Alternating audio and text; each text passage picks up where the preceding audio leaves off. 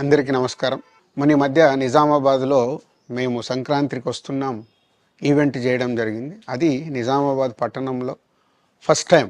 ఇంతకుముందు ఎప్పుడు మన దగ్గర సినిమా ఈవెంట్స్ పెద్దగా జరగవు. అప్పుడు ఒకసారి ఫిదా సక్సెస్ మీట్ ఒకటిసారి పెట్టాము.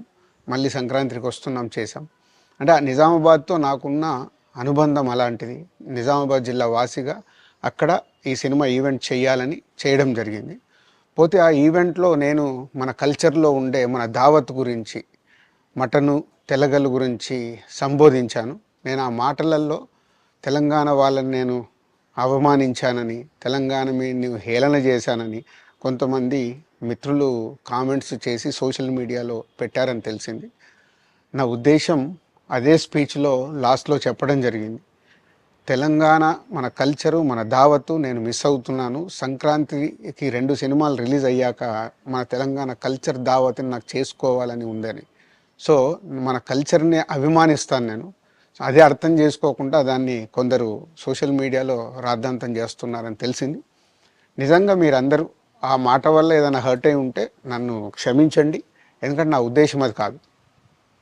ఎందుకు చెప్తున్నానంటే, నేను నిజామాబాద్ జిల్లా బాన్సువాడలో ఫిదా అనే సినిమా షూటింగ్ చేసి ప్రపంచవ్యాప్తంగా ఆ ఫిదా సినిమా ఎంత అప్లాజ్ వచ్చింది, భానుమతి క్యారెక్టర్కి, మన తెలంగాణలో ఉండే కల్చర్కి, ఆ సినిమా ఎంత ఒక ఫ్యామిలీ ఎమోషన్స్కి ఎంత విలువ ఇస్తామనేది చెప్పడం జరిగింది ఆ సినిమాలో. అది ప్రపంచవ్యాప్తంగా ఫిదా సినిమా ఎంత పెద్ద హిట్ అయిందో మీ అందరికీ తెలుసు. అలాగే బలగం అనే సినిమా తీసినప్పుడు తెలంగాణ సమాజం మొత్తం మమ్మల్ని అభినందించింది. తెలంగాణ ప్రజలందరూ ఆ సినిమాను ఆదరించి ఇది మా సినిమా అని గుండెలకు హత్తుకున్నారు. అన్ని రాజకీయ పార్టీలు ఆ సినిమాని అప్రిషియేట్ చేస్తూ మమ్మల్ని ప్రతి ఒక్క స్టేజ్ దగ్గర తీసుకెళ్ళి అభినందించారు అన్ని రాజకీయ పార్టీలు.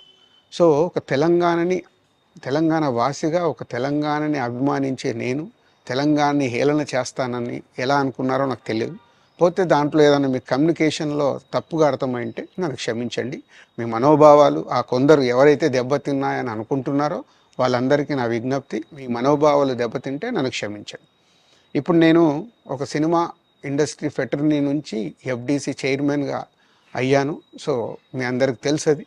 సో ఇటు సినిమా ఇండస్ట్రీకి అటు ప్రభుత్వానికి మధ్యలో ఉంటూ సినిమా ఇండస్ట్రీకి అవసరపడ్డట్టుగా నేను అన్ని సహాయ సహకారాలు చేస్తూ ఈ హైదరాబాద్లో హెల్దీ వాతావరణము, తెలుగు సినిమాకి, తెలంగాణలో అభివృద్ధి చెందాలనుకునే యువతకి అందరికీ నేను ఉపయోగపడేలాగా ఉండాలి.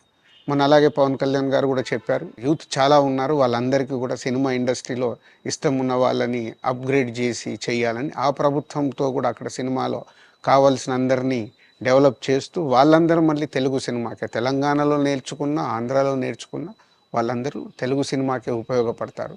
సో అందరికీ తెలంగాణలో ఉండే అన్ని రాజకీయ పార్టీలకి నా విజ్ఞప్తి, నన్ను రాజకీయాల్లోకి లాగకండి. అలాగే ఎఫ్డీసీ అనేది కూడా సినిమాకి ఉపయోగపడేలాంటి అభివృద్ధి పనుల గురించి అవే చేస్తాను తప్పితే అది రాజకీయాలకు సంబంధించింది కాదు. ఎఫ్డీసీ కానీ నేను కానీ సినిమాలకే ఉపయోగపడతాము. ఇది అన్ని రాజకీయ పార్టీలు అర్థం చేసుకొని ఫర్దర్గా నన్ను ఇలాంటి అవసరం లేని వీటిలోకి లాగకూడదు అని మీ అందరికీ, అన్ని రాజకీయ పార్టీలకు నా విజ్ఞప్తి.